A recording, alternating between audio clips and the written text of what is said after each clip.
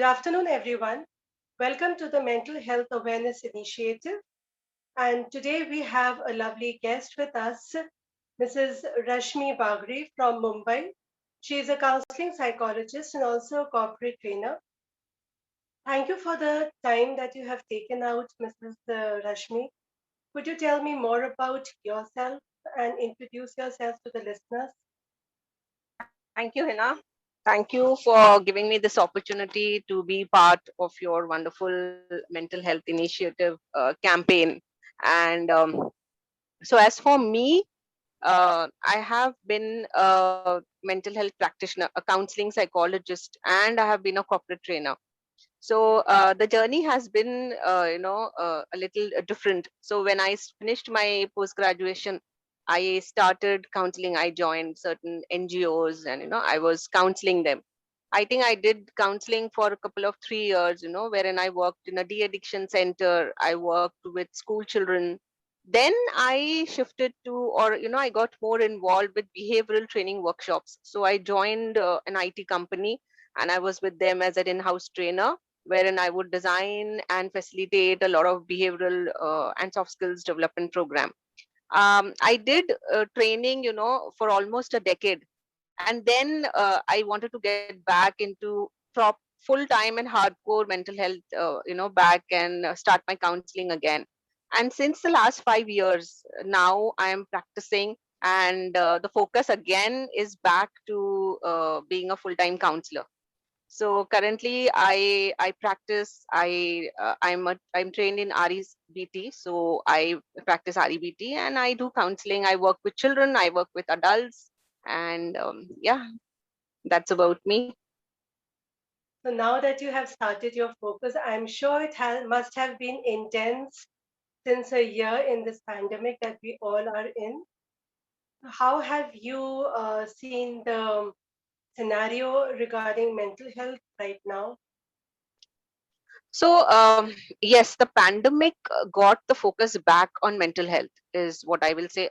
Um, it is pretty unfortunate that a pandemic had to teach us the importance of mental health and the importance of being taking care of yourself. I think 2020 taught us actually the meaning of self care, and how important it is to take care of ourselves and how to be resilient, because 2020 was all about being resilient.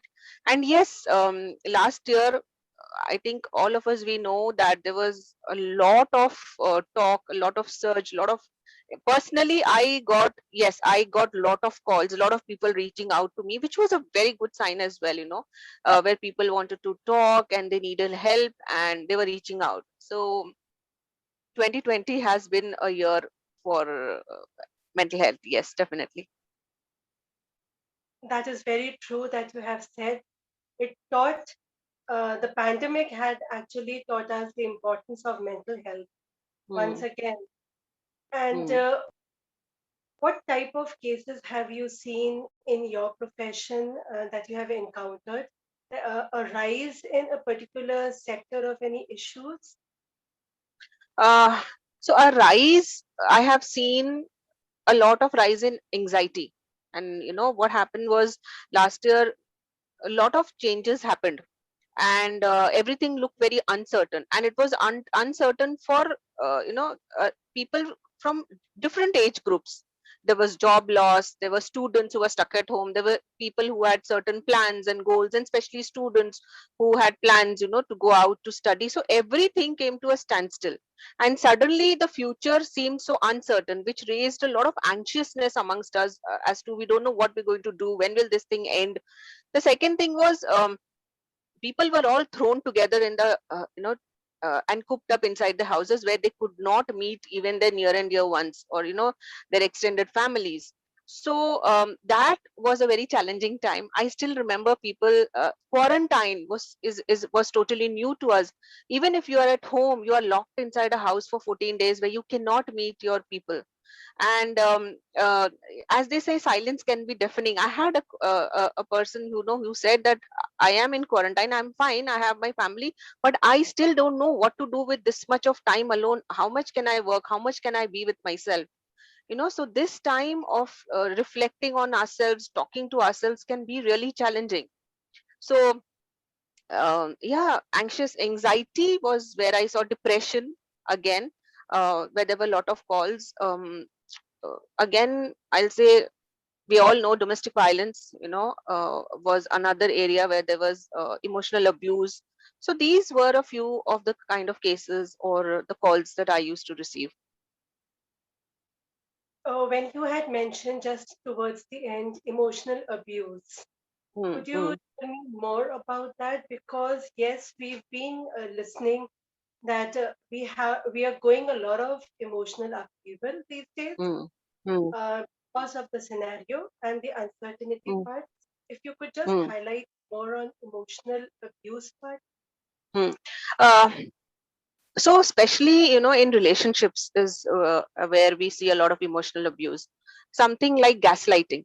When you're living with a partner who is you know constantly finding faults in you, constantly trying to put you down, constantly criticizing you, always manipulative, trying to isolate you, trying to mental torture, trying to make you feel that you are not good enough, not being supportive emotionally, in fact emotionally sucking out all the energy from you. The energy in the house, it can be a very threatening environment in the house, it can be violence, there can be verbal abuse. So all these together is what come under being emotionally abused. Manipulation plays a big role over here. uh, Lying, even if it is no lying or deceiving, hiding the truth, and not being a supportive encourager and a supportive partner. In fact being just the opposite is what leads to a lot of emotional turmoil and hence emotional abuse. People right now, since you have rightly said, living or cooped up inside the house itself, Mm, mm, or mm, we are listening to the news that the lockdown is going to come back, and people should take precautions because of the certain in the cases. What is one thing that you, when we talk about therapy as a therapist, when we are having a mm, conversation, mm, when do you think that people should actually seek out for therapy? mm, mm. Okay. So when should people actually seek out therapy? That's a very good question, Hina, and I'm so glad you asked me. Usually the mindset is, until and unless you really don't have a disorder, a mental disorder, you don't need therapy. Whereas therapy also caters to emotional difficulties, small little emotional difficult. See, when something in your life is not going right, when your daily life activities are hindered due to certain confusion in your mind, it could be due to conflict in your relationship, or basically lot of conflict. It could be, let's say, a small thing like you're not able to take decision, you're quite indecisive. It could be that you're very self conscious always about yourself, somewhere that the confidence is low, you have low self esteem. Second, something like procrastinating. So we all say time management, we are not able to manage time, there's too much, there's no time, there is no time. Procrastination is when we keep on procrastinating our very important, our very urgent work for later and later and later, which then impacts our daily life and our life as a lot. Imagine you have some very important bills to pay, but you keep on procrastinating it. Imagine you have some very important report to submit and you keep on procrastinating it. So these are look like small little issues that can be dealt with. It can be dealt with. But what happens is when you go to a therapist, they are trained, and in these are some things which may not necessarily need long term therapy until something else comes up. But these are certain things which can put your life back into track, and you then start moving forward in full throttle. So you need not have to wait that until unless I really don't have a big mental disorder, I don't need a therapy. No, you can go to a therapist even for um, these kind of emotional difficulties that you face. This emotional abuse that I said, if you are in a relationship where you feel lost, you feel confused, you really need somebody who can help you understand what is right, what is not right. Then also you can seek therapy. So there are so many areas in which you can, go and speak to a therapist for some time. Yes, therapy does not mean unless until you fall into the category of certain disorders, then only you should go. It's okay, absolutely. Hmm. Go for few sessions, find out some skills to to learn the skills so that you can cope up your own situation and go back into your life. That is rightly said. But again, following this question, I would like to Hmm. ask you, how should one select a therapist, and what questions should they ask in order to identify, whether they are even seeking therapy in the right direction? Okay. So first I'll answer your first question is how can they select a therapist? And second one, how what questions to ask your therapist to understand if that is the right person. Now, first is yes, you should before you start your therapy and counseling, definitely do all your research, find out everything that you need to, then start your therapy. Now, how to find out your right therapist? See, you can ask your near and dear ones if they know anybody and if they can refer or recommend anybody. That is one way. Second is there are so many, nowadays online mental health organizations. You can reach out over there. You can figure out. There are a lot of online portals where you can find out a lot of therapists, and there are some details mentioned about the therapists over there. So these are various places where you can find therapists. um, Another very good place where you can find licensed or certified therapist is always a hospital and a government hospital. If you go there and you find out, or today everything is happening online and over a call. So these are places where you can actually meet trained therapists. Now, once you have identified, let's say you have a couple of names with you and you've identified and they have been referred to you. um, when you meet the therapy and a therapist and you say you're seeking out for therapy, but there are certain things that you want to know, you should always ask the therapist. You have all rights to ask the therapist their qualifications. You have all rights to ask the therapist since how long they have been practicing. For You can always ask the therapist your area of concern if they have worked in that area. If it is, for example, anxiety, if it is depression, if it is anything else, addiction, could be phone addiction, could be anything. So have they worked in your area? You can always ask them what kind of therapy they will be, they practice, and how will this therapy work. What if the therapy doesn't work? So these are certain questions which you should basically try to understand what will happen in the therapy session. And very importantly, you can ask the therapist, when will you see changes? Okay. Now, this is something, again, the therapist will be able to tell you once they understand exactly your concern. And then once they plan their treatment, they can tell you by X number of sessions, we should start seeing some changes in your behavior. So these are certain things that they can ask the therapist. Now, very important that if you do this kind of research, and then you decide on a therapist, it is very important to understand any kind of change in ourselves needs commitment. It will not happen overnight. So if you're going there for 2 or 3 sessions and you think something is misfit over here, talk to the therapist, tell them, rather than dropping the therapy and then going to the next therapist and the next therapist, and you end up therapy shopping. And then you will go to some app, and then you will also go off online, and you'll do all things, and in the end you will say therapy doesn't work. So be consistent. So spend more time in doing the research and then stick to that therapist, or stick to the therapy at least. And that is really very insightful, and I'm sure the listeners now will understand. Before going in for therapy, first select the therapist as per their own situation and their need. After doing so, asking the right questions, and the most important is the commitment part, because Yeah. definitely it's a process and it needs some time before you do actually see some changes or relief in your own ways. Moving on forward, if you have to talk about any of the issues that you feel that needs addressing right now, and what will be the coping skills that the listeners should actually implement in their own life.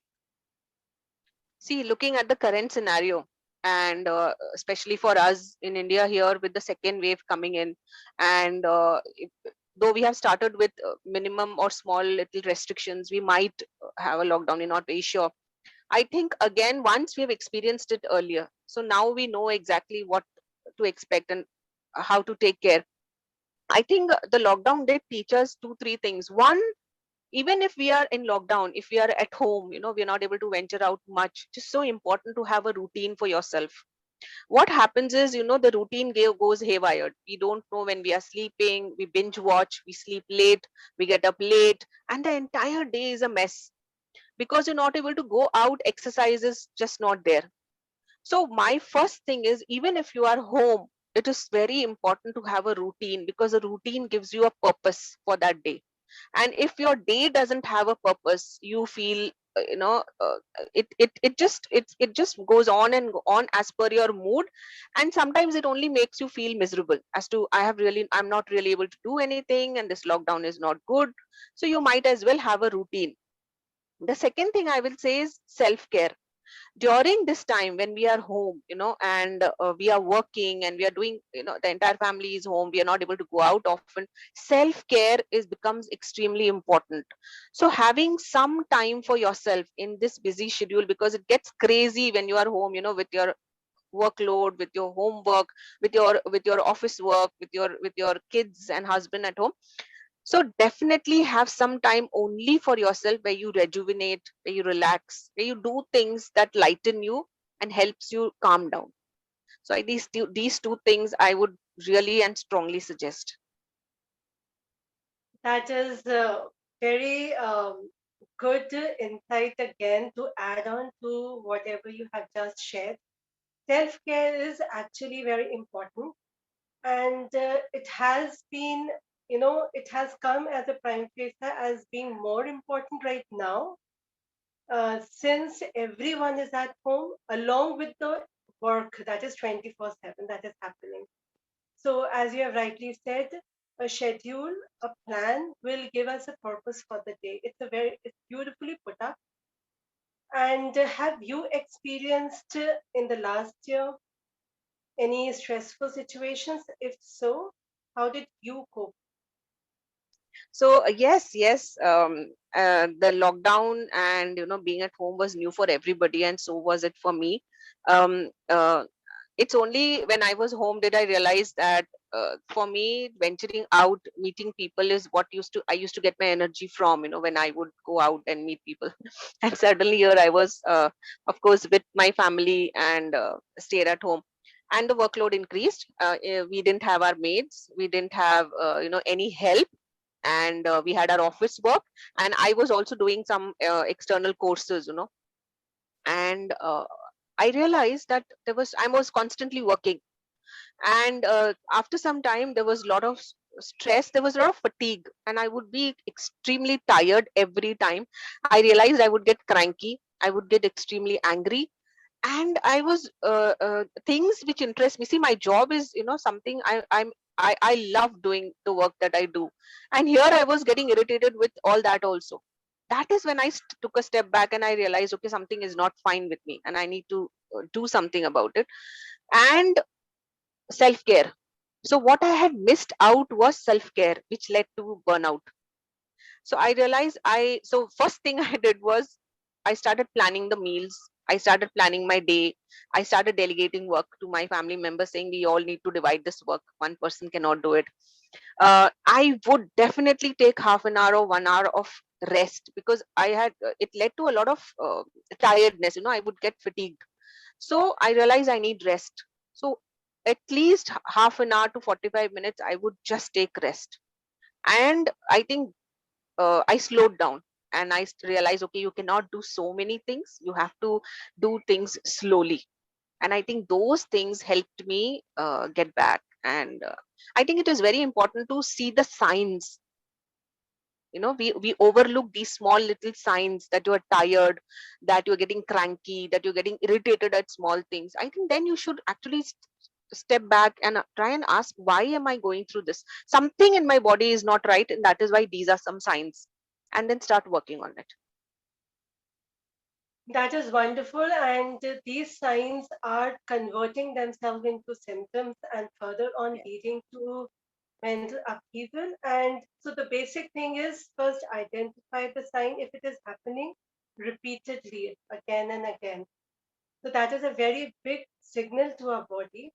And it's wonderful to know that you did realize and slow down and took some rest. We all need a good psychologist like you. So please keep that momentum on and keep helping people out. It is really nice today in this session. We learned actually that therapy is okay, and all the listeners in India and abroad, they should understand that it is fine. We all are sailing through the same situation, the same epidemic, the same pandemic, name it, but we all are going through similar emotions also. That is the fatigueness or the tiredness. You have given us a very good information regarding the therapy part, how to identify what to question, and not to drop in between, because we should stick to a therapist and communicate with the therapist. That is a very important point you made, though it may sound very irrelevant right now, but it is the most important thing for the client. And thank you, Mrs. Rashmi, that you took out the time actually to share with us this very important information, which we often don't find anywhere on the net. So, anything if you want to add on before we end the session? Well, all I will say is, and which I always say, I say this very often, and I say every now and then, in our newspapers or anyways, we have these flyers we go, which remind us to which remind us it's time for your physical checkup. Be it a blood sugar levels, a BP, but there is no such thing which reminds us that it is time for your emotional checkup. So Hmm. please take time for your check-in. Look at these signs, as I just said. What is it that is troubling you? Is it continuous? Is it really impacting your life? If it is, and if it is prolonged or it is troubling you, take some time to think about it. Start working on it. Don't ignore those signs. So this is all I would like to say. With that note and with that sign, I sign off the episode right now. Wonderful to have you in the episode. Thank you, Hina. Thank you so much for having me over. Thank you. Thanks a lot. With that, we end with our today's episode. Tomorrow, same time, 3 p.m. India time, we will be back with another guest with some exciting conversation. So stay tuned and be safe. Bye.